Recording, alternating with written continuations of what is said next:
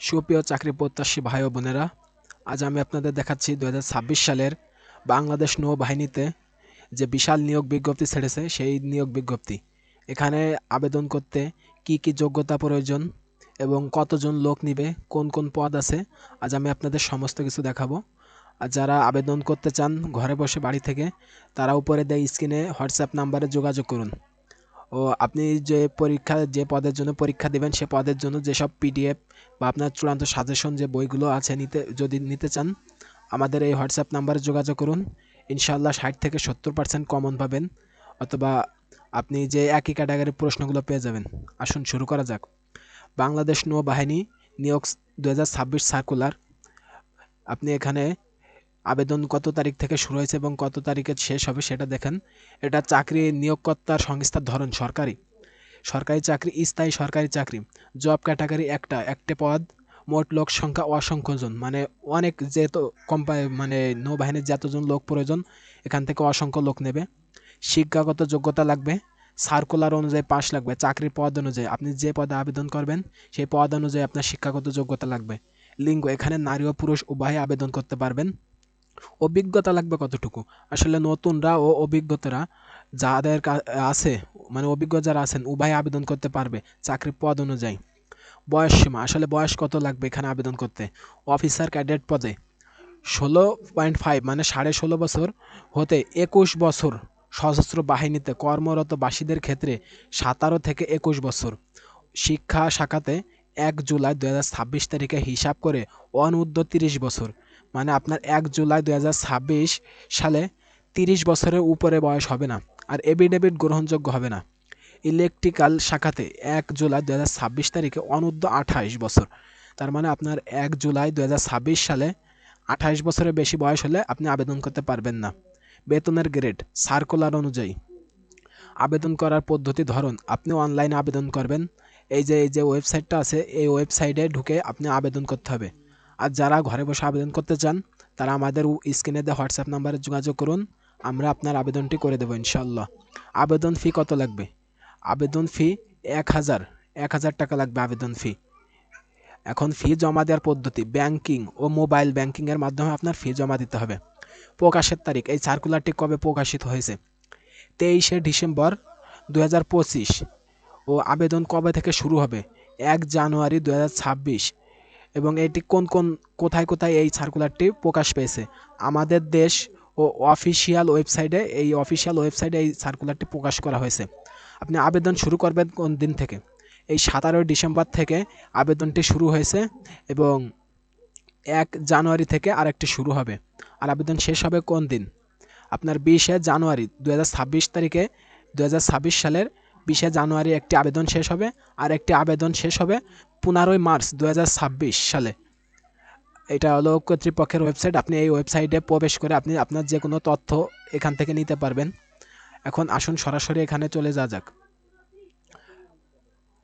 আপনার এখানে ইলেকট্রিশিয়ান শাখা পুরুষ, যারা পুরুষ আছেন তাদের জন্য এটা। শিক্ষাগত যোগ্যতা কি লাগবে?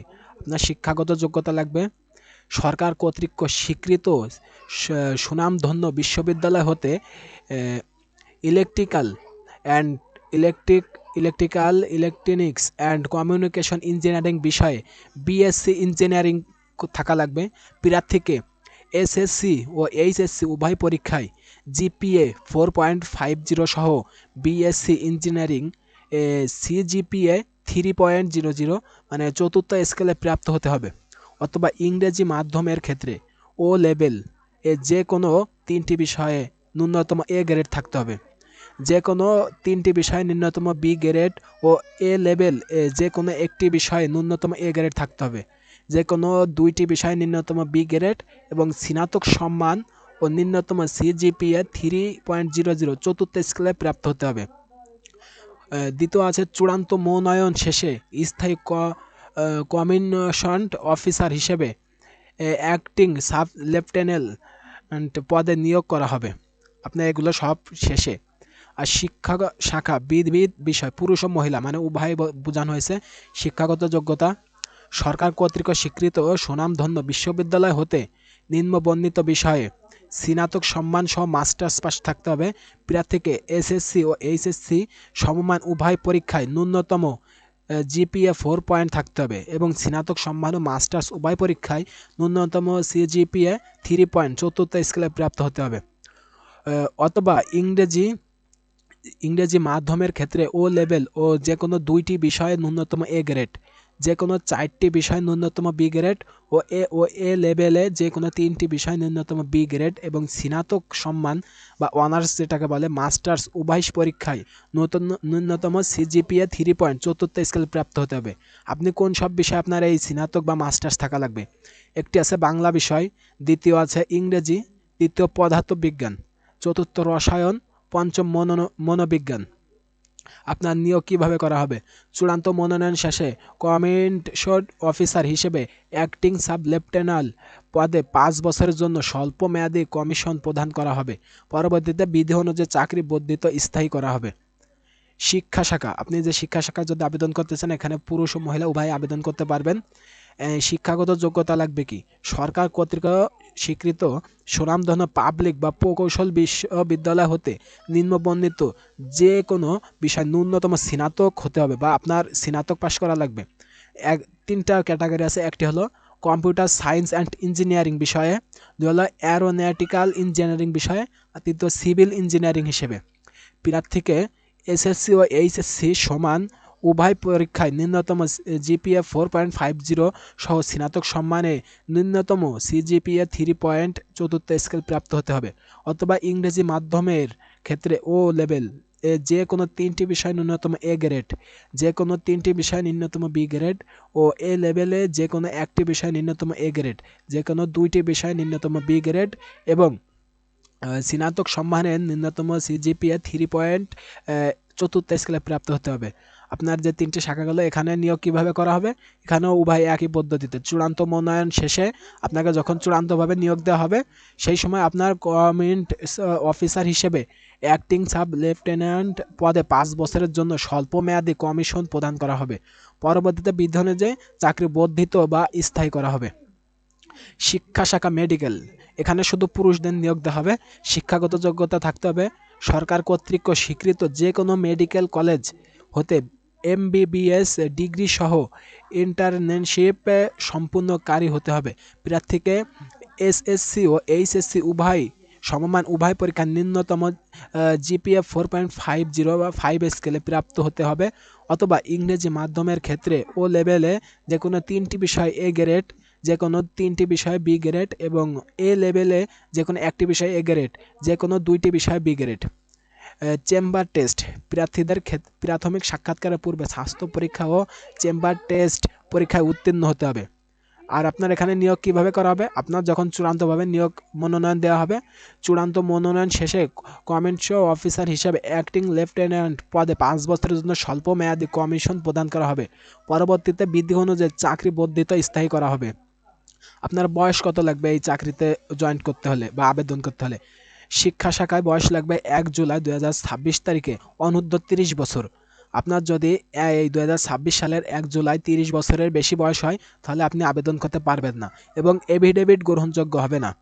এফিডেভিট বলতে বোঝায় আপনি অন্য ধর্ম থেকে এক ধর্মে রূপান্তরিত হয়েছেন, ওর যে এফিডেভিট আছে আর এরকম আরেকটি এফিডেভিট আছে, এই এফিডেভিট। ইলেকট্রিক্যাল শাখায় আপনার আবেদন করতে হলে বয়স লাগবে 1 জুলাই 2026 তারিখে 28 বছরের কম হতে হবে। 28 বছরের বেশি বয়স হলে আপনি ইলেকট্রিক্যাল শাখা পদে আবেদন করতে পারবেন না।